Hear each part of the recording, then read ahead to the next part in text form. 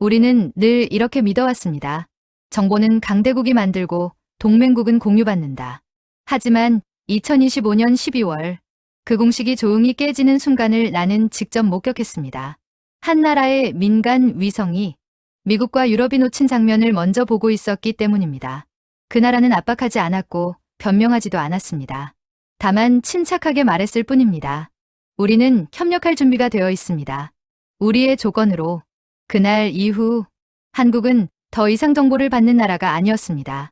동맹의 규칙을 스스로 다시 쓰는 나라가 되었으니까요. 네, 코레아우라라고 댓글을 남겨주세요. 구독과 좋아요는 세계에서 대한민국의 활약을 응원하는 힘이 됩니다.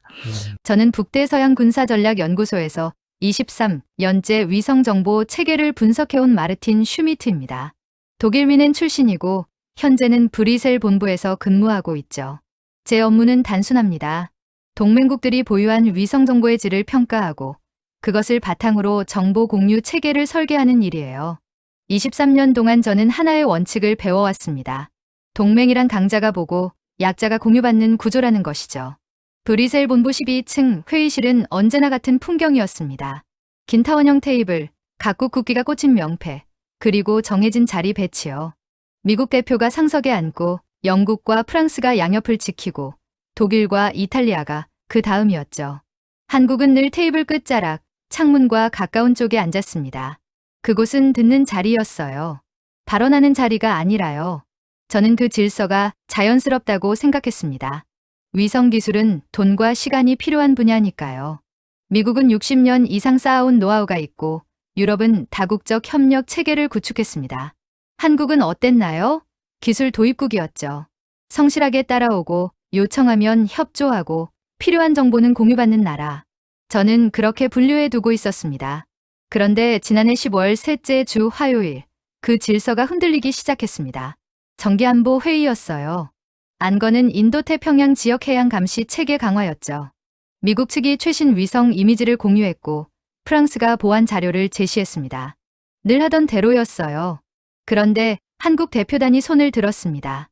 젊은 여성 분석관이었습니다. 30대 중반쯤 보였고 이름은 김서연이라고 했어요. 그녀는 노트북을 열고 프로젝터에 이미지 한 장을 띄웠습니다. 같은 지역, 같은 시기의 위성 사진이었죠. 하지만 해상도가 달랐습니다. 미국 측 자료에서는 흐릿하게 보이던 항만 시설이 한국 측 이미지에서는 선명하게 드러났어요. 컨테이너 적재 방식, 크레인 배치 각도, 심지어 선박 갑판 위 구조물까지 식별이 가능했습니다. 회의실이 조용해졌습니다. 미국 대표가 먼저 질문했죠. 이건 어느 위성 데이터냐고요. 김서연 분석관은 차분하게 대답했습니다. 자국 다목적 실용 위성 6호기라고요. 재난 관측용으로 알려진 위성이었습니다. 하지만 제가 본 이미지는 재난 관측 수준이 아니었어요. 이건 전략 정찰 수준이었죠. 프랑스 대표가 추가 질문을 던졌습니다. 촬영 빈도가 어떻게 되느냐고요. 김서연은 대답 대신 또 다른 이미지를 띄웠습니다. 같은 지역 6시간 간격으로 촬영된 4장의 사진이었어요. 시설물 배치가 시간 순서대로 변화하는 모습이 담겨 있었죠. 이건 우연이 아니었습니다. 계획된 관측이었어요. 저는 그 순간 깨달았습니다. 한국이 더 이상 정보를 받는 쪽이 아니라는 것을요. 이들은 자체 관측 능력을 확보했고 그것도 상당한 수준으로요. 하지만 더 놀라운 건 그 다음이었습니다. 김서연은 흥분하지 않았어요. 과시하지도 않았죠.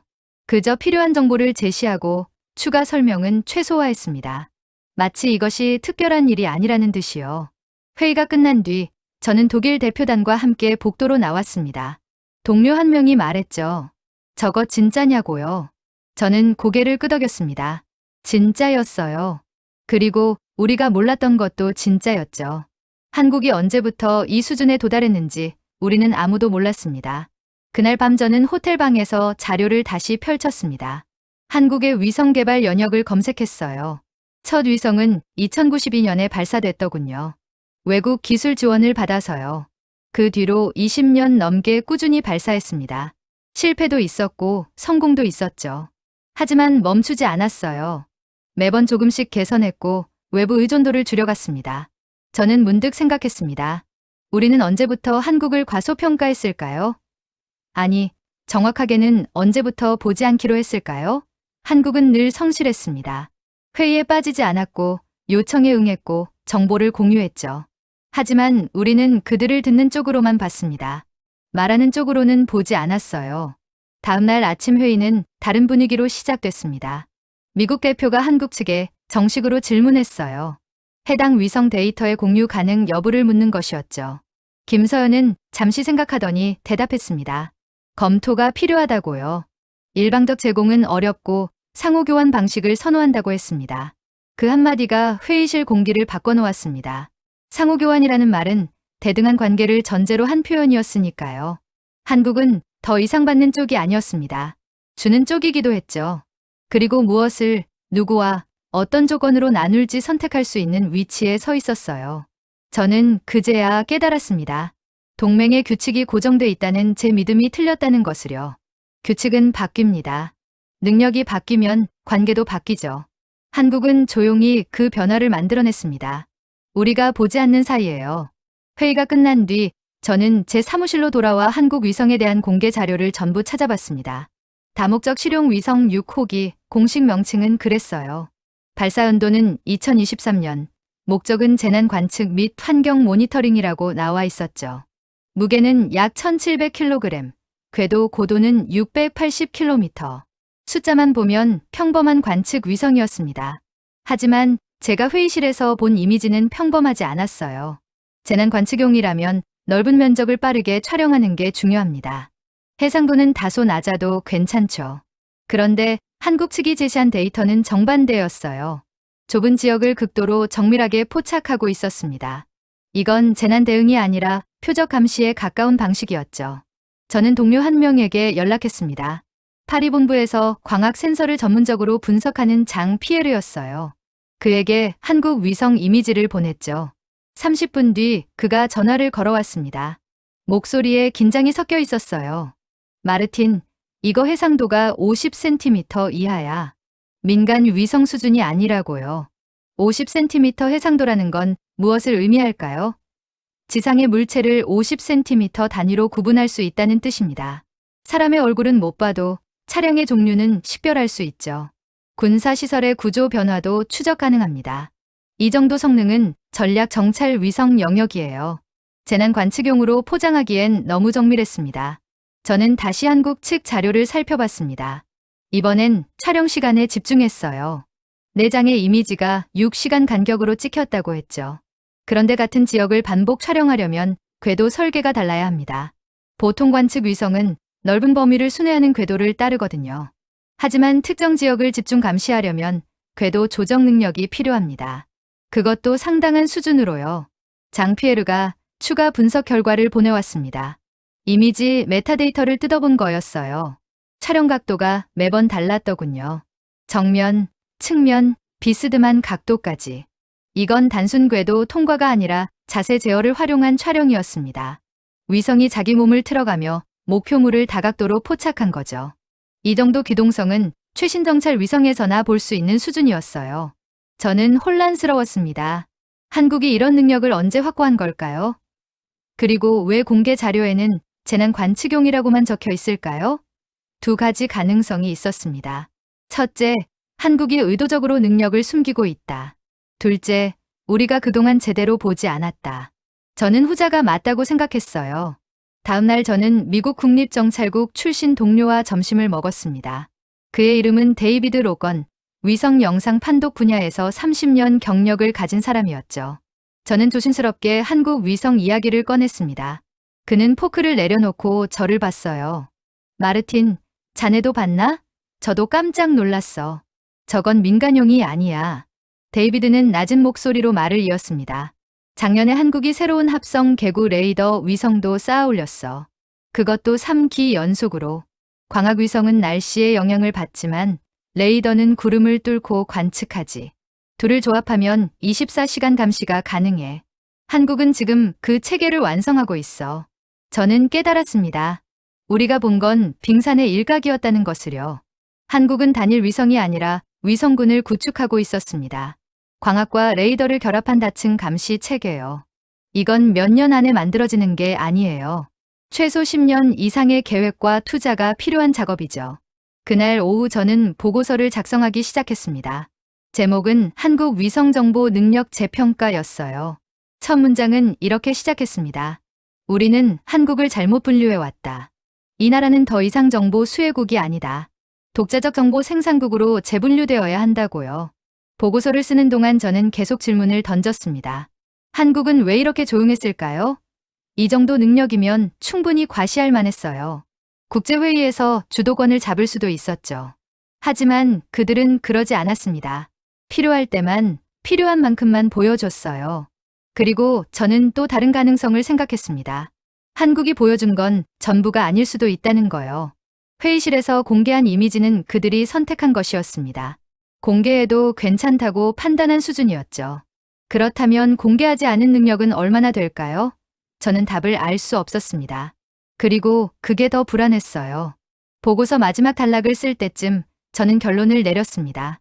한국의 위성 능력은 기술적 성취만이 아니라 전략적 선택의 결과라고요. 이들은 조용히 그러나 확실하게 자기 자리를 만들어가고 있었습니다. 우리가 보지 않는 동안에요. 보고서를 제출한 뒤 일주일 동안 저는 한국 우주개발 역사를 샅샅이 뒤졌습니다. 단순히 위성 목록을 확인하는 게 아니라 그 뒤에 숨은 패턴을 찾고 싶었어요. 첫 위성부터 최신 위성까지 30년이 넘는 기록을 시간 순서대로 정리했죠. 그리고 저는 하나의 특징을 발견했습니다. 한국은 단 한 번도 멈추지 않았다는 것이요. 첫 위성 우리별 1호는 2092년에 발사됐습니다. 무게 50kg도 안 되는 소형 위성이었어요. 영국 대학과 협력해서 만들었죠. 기술은 전부 외국 것이었습니다. 하지만 한국은 거기서 멈추지 않았어요. 2년 뒤 우리별 2호, 그 다음엔 우리별 3호를 쏘아 올렸습니다. 매번 조금씩 개선했죠. 그 과정이 순탄했을까요? 아니었습니다. 2099년 아리랑 1호가 2년 만에 통신이 끊겼어요. 실패였죠. 하지만 한국은 포기하지 않았습니다. 3년 뒤 아리랑 2호를 발사했고 이번엔 성공했어요. 해상도 1m급 관측 위성이었습니다. 당시로선 상당한 수준이었죠. 저는 이 기록들을 보면서 깨달았습니다. 한국의 강점은 최첨단 기술이 아니었다는 것을요. 그들의 강점은 지속성이었습니다. 실패해도 다시 시도하고 부족한 부분은 배우고 배운 것은 다음 프로젝트에 반영하는 능력. 이게 30년 누적되니까 지금의 결과가 나온 거였어요. 저는 브뤼셀 본부 도서관에서 한국 우주 개발 관련 논문을 찾았습니다. 대부분 영어로 번역돼 있었어요. 그중 하나가 눈에 띄었죠. 2015년에 발표된 한국형 발사체 개발 전략이라는 제목이었습니다.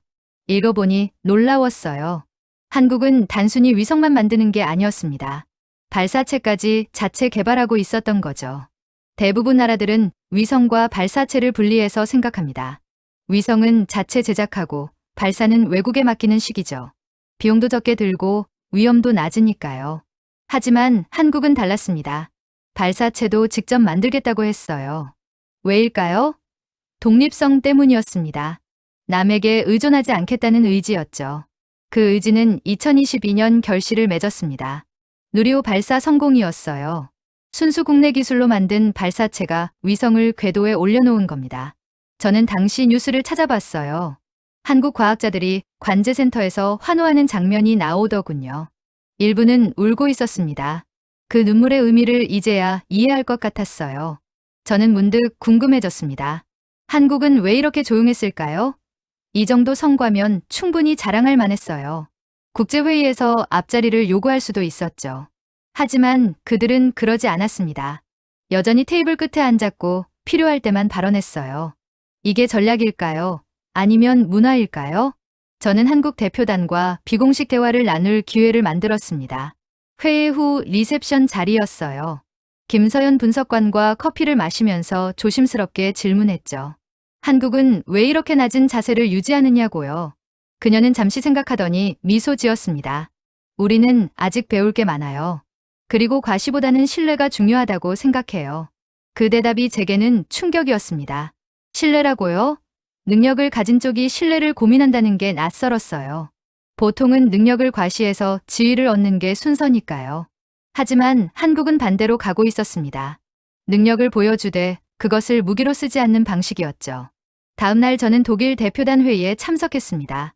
한국 위성건이 안건으로 올라왔어요. 몇몇 동료들은 회의적이었습니다. 한국이 정말 독자 기술로 만든 건지 의심스럽다는 거였죠. 혹시 미국이나 일본 기술을 빌린 게 아니냐고요. 저는 고개를 저었습니다. 제가 조사한 바로는 순수 자체 개발이 맞다고 말했죠. 한 동료가 물었습니다. 그럼 왜 이제야 보여주는 거냐고요. 저는 대답했습니다. 보여줄 준비가 됐기 때문 아닐까요? 한국은 완성되지 않은 걸 내놓지 않는 것 같아요. 확신이 설 때까지 기다렸다가 준비가 끝나면 그때 공개하는 방식이죠. 그게 그들의 태도인 것 같습니다. 회의가 끝난 뒤 저는 제 책상 앞에 앉아 생각에 잠겼습니다. 기술은 배울 수 있어요. 돈과 시간을 투자하면 되니까요. 하지만 태도는 다릅니다. 조급하지 않고 과시하지 않고 묵묵히 쌓아가는 자세. 그건 문화에서 나오는 거예요. 한국이 보여준 건 단순한 기술적 성취가 아니었습니다. 그보다 더 깊은 무언가였죠. 저는 보고서에 한 줄을 추가했습니다.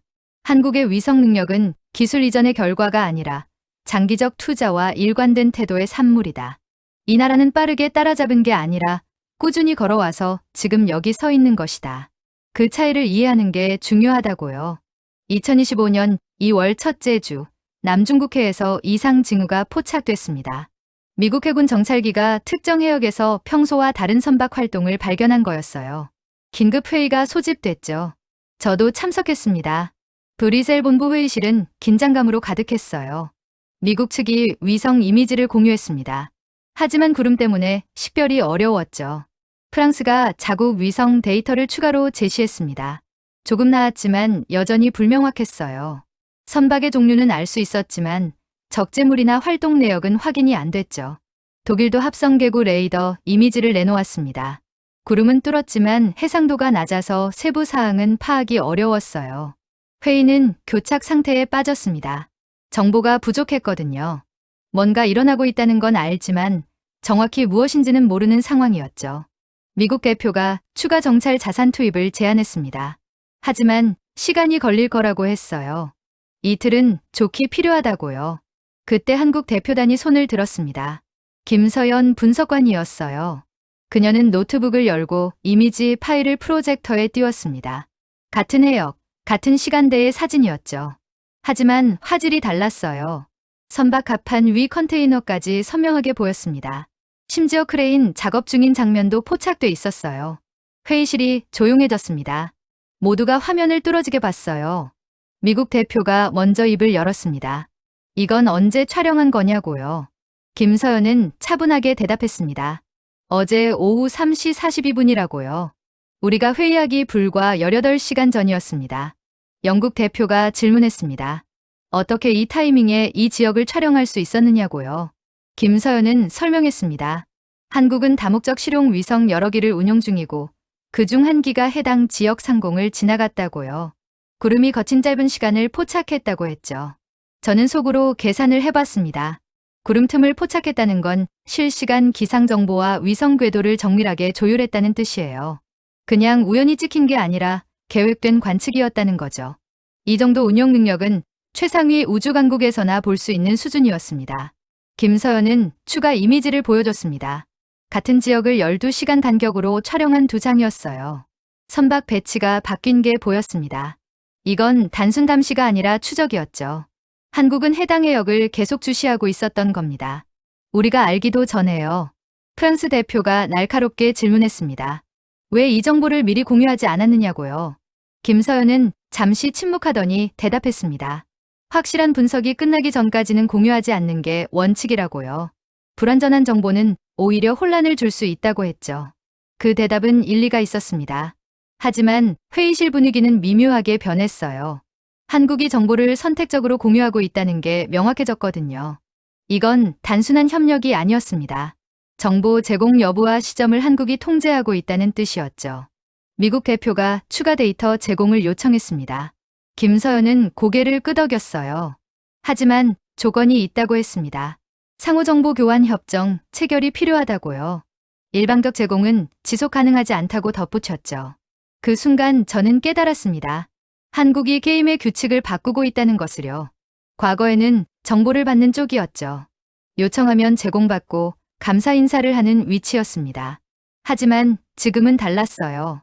정보를 가진 쪽이 됐고 그 정보를 어떻게 나눌지 협상하는 위치에 올라섰습니다. 회의가 끝난 뒤 저는 동료들과 복도에 서 있었습니다. 독일 대표가 중얼거렸어요. 한국이 언제 이렇게 됐지? 저는 대답했습니다. 우리가 보지 않는 동안이요. 우리는 한국을 여전히 10년 전 이미지로 보고 있었어요. 하지만 그 사이 한국은 완전히 다른 위치로 이동했던 겁니다. 그날 밤 저는 호텔방에서 남중국해 이미지를 다시 들여다봤습니다. 선박 갑판 위 컨테이너, 크레인 각도, 심지어 선원으로 보이는 사람의 그림자까지. 이 정도 디테일을 포착할 수 있다는 건 단순한 기술적 성취가 아니었어요. 전략적 자산을 확보했다는 의미였죠. 저는 문득 생각했습니다. 우리가 놓친 장면이 또 얼마나 될까요? 한국 위성이 포착했지만 아직 공개하지 않은 정보는, 그리고 그들은 왜 모든 걸 보여주지 않을까요? 답은 명확했습니다. 정보는 힘이고 선택적 공개는 전략이니까요. 한국은 이제 그 전략을 운용할 위치에 서 있었습니다. 남중국해 사건 이후 일주일 동안 분위기가 달라졌습니다. 다음 정례회의가 열렸을 때 한국 대표단 자리가 바뀌어 있었어요. 더 이상 테이블 끝자리가 아니었습니다. 중간쯤 독일과 이탈리아 사이였죠. 누가 지시한 것도 아니에요. 자연스럽게 그렇게 됐습니다. 정보를 가진 쪽이 중심으로 이동하는 건 당연한 수순이었으니까요. 회의한 거는 인도태평양해양 감시 체계 강화였습니다. 미국이 주도하는 프로젝트였어요. 하지만 첫 질문은 미국이 아니라 한국을 향했습니다. 영국 대표가 물었죠. 한국의 위성망으로 실시간 감시가 가능하냐고요. 김서연은 고개를 저었습니다. 실시간은 아니지만 6시간 간격 갱신은 가능하다고 했어요. 6시간 간격이라는 게 어떤 의미일까요? 하루에 4번 같은 지역을 관측할 수 있다는 뜻입니다. 대부분 국가는 2, 3일에 한 번 정도 촬영이 가능해요. 한국은 그보다 10배 이상 빠른 주기로 감시할 수 있었던 겁니다. 이건 단일 위성이 아니라 위성군 체계가 아니면 불가능한 수준이었죠. 프랑스 대표가 추가 질문을 던졌습니다. 데이터 공유 방식은 어떻게 되느냐고요. 김서연은 준비된 문서를 나눠줬습니다. 2페이지짜리 제안서였어요. 제목은 다자간 위성정보 교환 협정안이었죠. 저는 첫 페이지를 넘기면서 놀랐습니다. 내용이 구체적이었거든요. 협정안 핵심은 상호성이었습니다. 한국이 위성 데이터를 제공하면 상대국도 동등한 가치의 정보를 제공해야 한다는 거였어요. 일방적 제공도 아니고 무상 지원도 아니었죠. 철저하게 대등한 교환을 전제로 한 구조였습니다. 미국 대표가 문서를 읽더니 고개를 들었습니다. 표정이 복잡했어요. 이건 기존 정보 공유 체계와 다르다고 말했죠. 맞습니다. 달랐어요. 기존 체계는 중심국이 정보를 생산하고 주변국이 수혜받는 방식이었습니다. 하지만 한국 안은 모든 참여국을 동등하게 놓고 있었어요. 독일 대표가 질문했습니다. 동등한 가치를 어떻게 측정하느냐고요. 김서연은 준비된 대답을 내놓았습니다. 정보의 시의성, 정확성, 독점성을 기준으로 평가한다고요.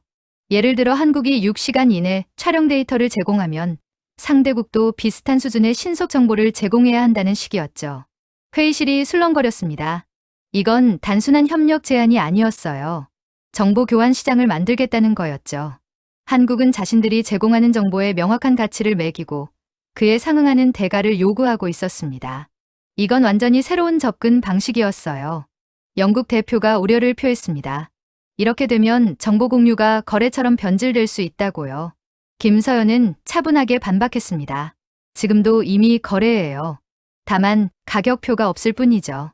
우리는 그걸 투명하게 만들자는 겁니다. 그 말에 저는 고개를 끄덕일 수밖에 없었어요. 사실 그녀 말이 맞았습니다. 국제정보 공유는 늘 거래였어요. 다만 그 대가가 정치적 지지나 군사적 협력 같은 간접적 형태로 지불됐을 뿐이죠. 한국은 그 암묵적 구조를 명시적으로 드러낸 겁니다. 그리고 그걸 공정하게 만들자고 제안한 거였어요. 미국 대표가 잠시 동료들과 이야기를 나눴습니다. 그리고 질문했죠. 만약 우리가 이 협정에 동의하지 않으면 어떻게 되느냐고요. 김서연은 미소 지으며 대답했습니다. 그럼 현재처럼 개별 요청 방식으로 진행되겠죠. 다만 우선순위는 협정 가입국이 먼저일 겁니다. 그 한마디가 상황을 정리했습니다. 한국은 강요하지 않았어요. 선택권을 줬죠. 하지만 그 선택에는 명확한 결과가 따랐습니다. 협정에 들어오면 안정적인 정보 교환을, 거부하면 불확실한 개별 협상을 감수해야 했어요. 회의가 끝나고 저는 미국 측 분석관과 잠깐 이야기를 나눴습니다. 그는 솔직하게 말했어요. 우리도 예상 못했어. 한국이 이렇게 빨리 주도권을 잡을 줄은. 저는 물었습니다. 협정 받아들일 건가요? 그는 한숨을 쉬었죠. 받아들일 수밖에 없지.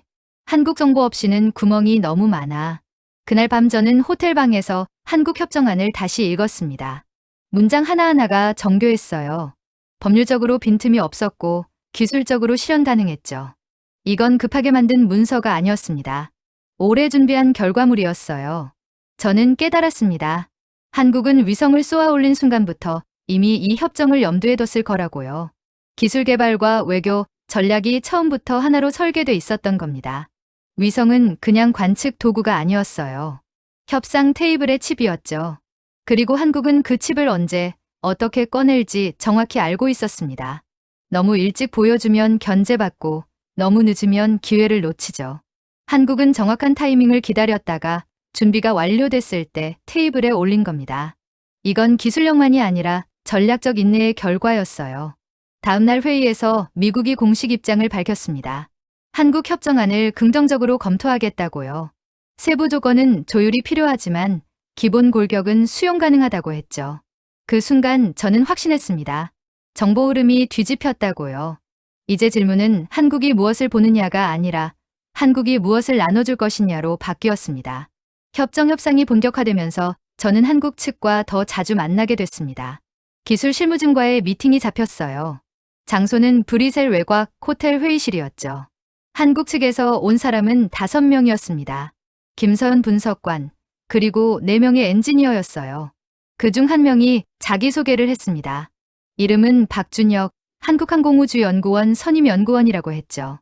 그는 노트북을 열고 위성 개발 과정을 설명하기 시작했습니다.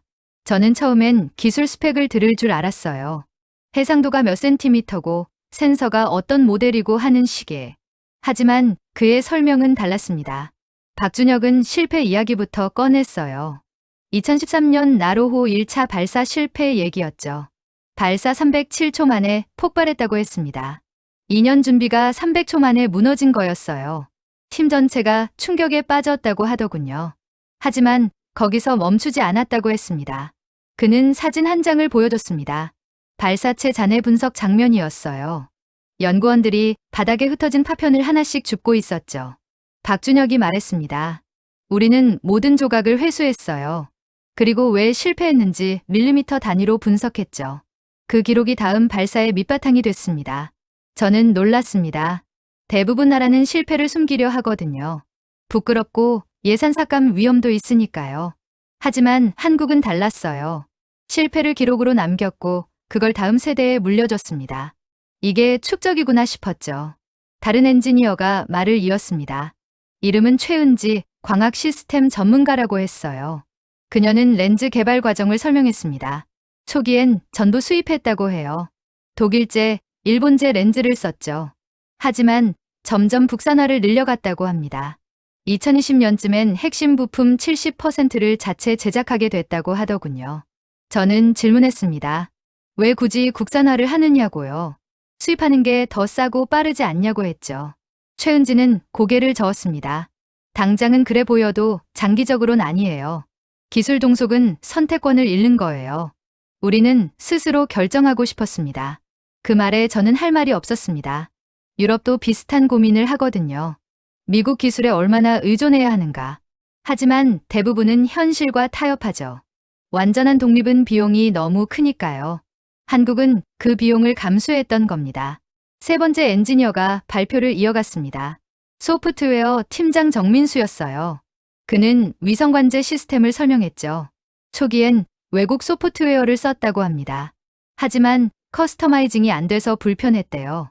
그래서 직접 만들기로 했다고 하더군요. 정민수는 화면에 코드 일부를 띄웠습니다. 전부 한글 주석이 달려 있었어요. 저는 신기했습니다. 보통 국제 협력을 고려해서 영어로 작성하거든요. 왜 한글로 쓰느냐고 물었죠. 그는 대답했습니다. 우리 후배들이 읽을 거니까요. 이해가 빠를수록 발전도 빠르죠. 저는 그제야 이해했습니다. 한국이 중시하는 건 당장의 효율이 아니라 세대 간 전승이었다는 것을요. 지금 만드는 시스템이 10년 뒤 후배들 손에 들어갈 거라고 생각하는 거예요. 그래서 기록을 남기고 주석을 달고 한글로 설명하는 거였죠. 마지막 엔지니어가 질의응답을 받았습니다. 이름은 기억 안 나지만 젊은 연구원이었어요. 독일 대표가 물었습니다. 한국 위성 개발비가 얼마냐고요. 그는 숫자를 댔습니다. 미국이나 유럽의 10분의 1 수준이었어요. 회의실이 술렁거렸습니다. 어떻게 그 예산으로 이런 성능을 내느냐는 거였죠. 젊은 연구원이 대답했습니다. 우리는 불필요한 걸 빼고 필요한 것만 넣었어요. 그리고 실패를 두려워하지 않았죠. 실패도 자산이니까요. 저는 메모를 적었습니다.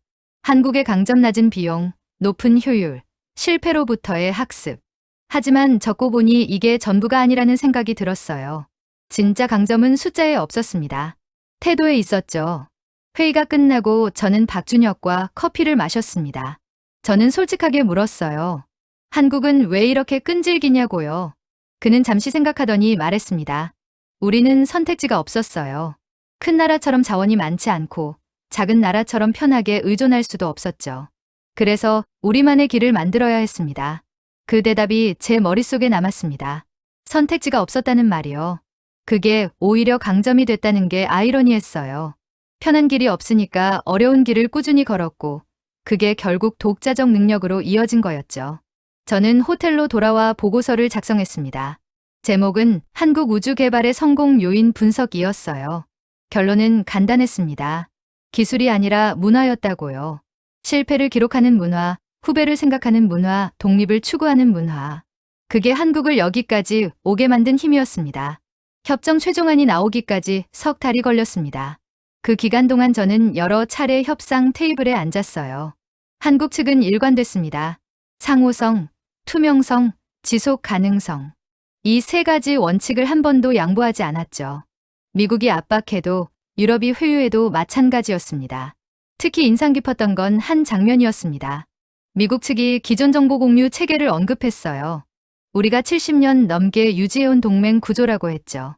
그걸 왜 바꾸려 하느냐고 물었습니다. 김서연이 대답했어요. 70년 전과 지금은 다르니까요. 세계가 변했고 우리도 변했습니다. 그 말에 미국 대표가 반박했습니다. 동맹은 신뢰를 기반으로 한다고요. 거래가 아니라고 했죠. 김서연은 고개를 끄덕였습니다. 맞아요. 신뢰가 중요하죠. 그런데 신뢰는 어디서 나올까요? 일방적 의존에서 나올까요? 아니면 상호 존중에서 나올까요? 저는 그 질문이 핵심을 찔렀다고 봤습니다. 기존 동맹 구조는 보호와 피보호 관계였어요. 강한 쪽이 약한 쪽을 지켜주는 거죠. 하지만 한국은 더 이상 약한 쪽이 아니었습니다. 그런데 왜 여전히 그 틀 안에 있어야 하느냐는 거였어요. 영국 대표가 끼어들었습니다. 한국이 원하는 게 정확히 뭐냐고 물었죠. 김서연은 명확하게 대답했습니다. 파트너십이요. 보호 대상이 아니라 동등한 파트너로 대우받고 싶습니다. 그게 전부예요. 그 순간 회의실 분위기가 바뀌었습니다. 한국의 요구가 과도한 게 아니라는 걸 모두가 깨달은 거예요. 사실 당연한 요구였죠. 능력이 있는데 왜 인정받지 못하느냐는 거니까요. 문제는 우리가 그 변화를 받아들일 준비가 안 돼 있었다는 거였습니다. 프랑스 대표가 현실적인 질문을 던졌습니다. 한국이 제공할 수 있는 정보의 범위가 어디까지냐고요. 김서연은 준비된 자료를 펼쳤습니다. 지역별, 주제별로 정리된 목록이었어요. 인도태평양은 6시간 간격, 중동은 12시간 간격, 유럽은 24시간 간격 관측이 가능하다고 했습니다. 저는 놀랐습니다. 한국이 이미 전 세계를 커버하는 관측망을 구축했다는 뜻이었거든요. 물론 미국만큼 촘촘하진 않겠죠. 하지만 핵심 지역은 충분히 감시할 수 있는 수준이었습니다. 이건 지역 강국이 아니라 글로벌 플레이어의 능력이었어요. 독일 대표가 비용 문제를 제기했습니다. 이런 시스템 유지에 얼마나 드느냐고요. 박준혁이 대답했습니다. 연간 약 5천억 원 정도라고요. 유로로 환산하면 3억 5천만 유로쯤 됐습니다. 유럽 우주국 예산의 10분의 1도 안 되는 금액이었죠. 회의실이 조용해졌습니다. 한국이 그 적은 예산으로 이만한 시스템을 굴리고 있다는 게 믿기지 않았던 거예요. 미국 대표가 물었습니다. 어떻게 그게 가능하냐고요. 박준혁은 웃으며 대답했습니다. 꼭 필요한 것만 하니까요. 우리는 과시용 프로젝트를 안 해요. 그 말이 뼈 아팠습니다. 유럽 우주국 예산 중 상당 부분이 정치적 프로젝트에 쓰이거든요. 각국 이해관계를 조율하다 보면 비효율이 생기죠. 한국은 그런 부담이 없었습니다. 단일 국가니까 의사 결정이 빨랐고 목표도 명확했어요. 협상이 막바지에 접어들었을 때 한국 측이 제안 하나를 추가했습니다. 공동훈련 프로그램이었어요. 한국 연구원들이 유럽과 미국에 파견돼서 함께 일하고 반대로 유럽과 미국 인력도 한국에서 연수받는 거였죠. 저는 이 제안이 영리하다고 생각했습니다. 단순히 데이터만 교환하는 게 아니라 사람을 교류하자는 거였어요. 그러면 신뢰가 쌓이죠. 서로의 능력도 직접 확인할 수 있고요. 이건 장기적 파트너십을 염두에 둔 제안이었습니다. 미국이 동의했습니다. 유럽도 찬성했어요. 협정 초안이 마무리됐죠. 서명식 날짜가 잡혔습니다. 석 달간의 협상이 끝나는 순간이었어요. 서명식 전날 밤, 저는 김서연과 마지막 미팅을 가졌습니다. 비공식 자리였어요. 저는 솔직하게 물었습니다. 한국은 이제 어디로 가려는 거냐고요. 그녀는 잠시 생각하더니 대답했습니다. 우리는 제자리를 찾고 싶을 뿐이에요. 주는 쪽도 받는 쪽도 아닌 나누는 쪽으로요. 그 대답이 인상적이었습니다. 나누는 쪽이라는 표현이요. 한국은 패권을 원하지 않았어요. 미국처럼 정보 흐름을 독점하고 싶어 하지도 않았죠. 그저 동등한 관계에서 필요한 걸 주고받고 싶어 했습니다. 그게 한국이 생각하는 동맹이었어요. 서명식 날 아침, 저는 브뤼셀 본부 대회의실에 섰습니다. 각국 대표들이 모였어요.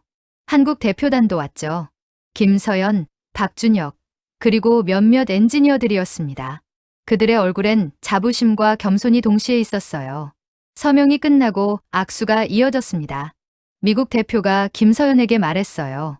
이제 진짜 파트너네요. 김서연은 미소 지었습니다. 원래 파트너였어요. 이제 서로 인정하게 된 것뿐이죠. 저는 그 장면을 보면서 생각했습니다. 한국이 바꾼 건 동맹의 구조만이 아니라는 것을요. 동맹의 정의 자체를 바꿨습니다. 보호와 피보호가 아니라 협력과 상호 존중. 그게 새로운 기준이 됐어요. 그리고 그 변화는 한국이 조용히 그러나 확실하게 만들어낸 결과였습니다. 협정 체결 후 6개월이 지났습니다. 저는 한국을 처음 방문했어요. 대전에 있는 한국항공우주연구원이었죠. 초청받아서 간 거였습니다. 시설을 둘러보고 연구원들과 대화하고 실제 운영 모습을 보기 위해서였어요. 연구원 정문을 들어서는 순간 느낌이 달랐습니다. 화려하지 않았어요. 미국이나 유럽 우주센터처럼 거창한 조형물도 없었죠. 그냥 평범한 연구 단지였습니다. 하지만 그 평범함 속에 진지함이 있었어요. 박준혁이 저를 안내했습니다. 첫 방문지는 위성 관제센터였어요. 어두운 방에 여러 개의 모니터가 켜져 있었죠. 연구원들이 조용히 데이터를 확인하고 있었습니다. 박준혁이 설명했어요. 지금 5기의 위성을 동시에 운영 중이라고요. 24시간 교대 근무 체제라고 했습니다. 저는 질문했습니다. 힘들지 않냐고요. 한 연구원이 대답했어요. 이름은 강민지, 20대 후반으로 보였죠. 힘들긴 하지만 보람이 있어요. 우리가 보는 데이터가 누군가에겐 중요한 정보가 되니까요. 그 책임감이 저를 지탱해줘요. 다음은 위성 조립동이었습니다. 거대한 클린룸이었어요. 흰색 광진복을 입은 엔지니어들이 조심스럽게 부품을 조립하고 있었죠. 박준혁이 소개했습니다.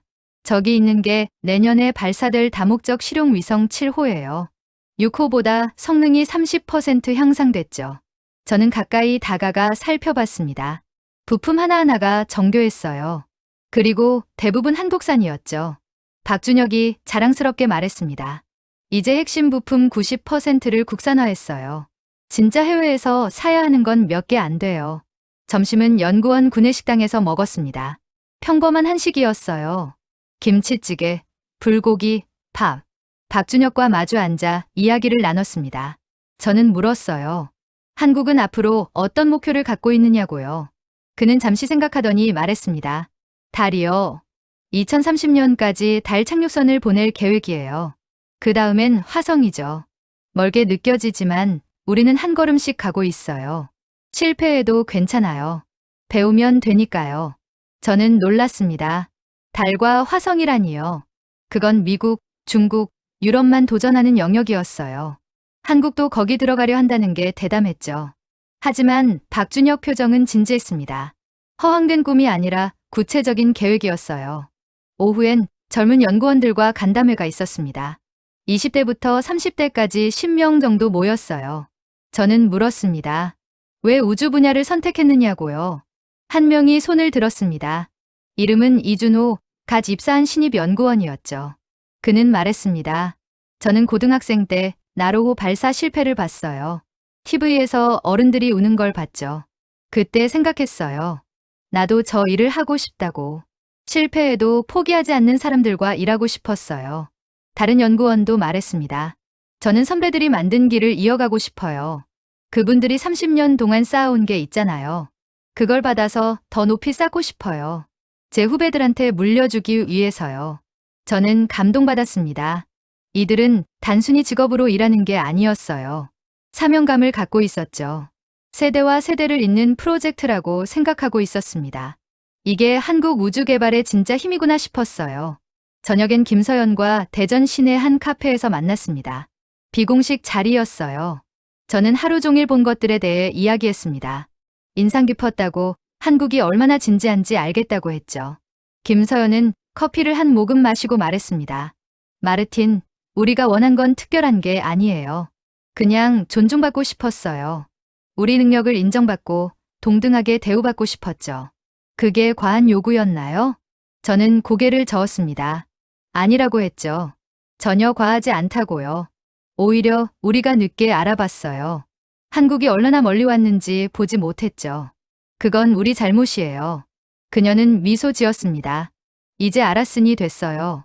중요한 건 과거가 아니라 앞으로니까요. 우리 함께 더 나은 체계를 만들어요. 서로 돕고 배우고 성장하면서요. 저는 동의했습니다. 그리고 깨달았죠. 한국이 우리에게 준 건 정보만이 아니었다는 것을요. 새로운 관점이었습니다. 동맹이란 고정된 게 아니라 진화하는 거라는 것. 강자와 약자가 아니라 파트너들이 함께 만들어가는 거라는 것. 한국이 그걸 보여줬어요. 한국으로 떠나기 전날 밤, 저는 호텔 방에서 보고서를 마무리했습니다. 제목은 한국 우주 개발 현장 방문기였어요. 결론 부분을 쓸 때 저는 오래 고민했습니다. 어떻게 표현해야 제대로 전달될까 하고요. 결국 이렇게 썼습니다. 한국의 선택은 허락을 기다린 게 아니었다. 스스로 결단을 내렸고 그 결단을 실행에 옮겼다. 그 과정에서 실패도 있었고 어려움도 많았다. 하지만 멈추지 않았다. 그리고 마침내 자신들이 원하는 자리에 섰다. 우리는 그 결과를 인정했을 뿐이다. 한국이 강요한 게 아니다. 우리가 인정할 수밖에 없게 만든 그들의 축적된 능력과 일관된 태도가 우리로 하여금 선택하게 만들었다. 보고서를 제출하고 비행기에 올랐습니다. 브뤼셀로 돌아가는 길이었어요. 창밖으로 한국 땅이 멀어지는 걸 보면서 저는 생각했습니다. 이 나라는 조용히 그러나 확실하게 세계를 바꾸고 있다고요. 그리고 저는 확신했습니다. 앞으로 10년, 20년 뒤에 한국은 더 높은 곳에 있을 거라고요. 왜냐하면 이들은 멈추지 않을 테니까요.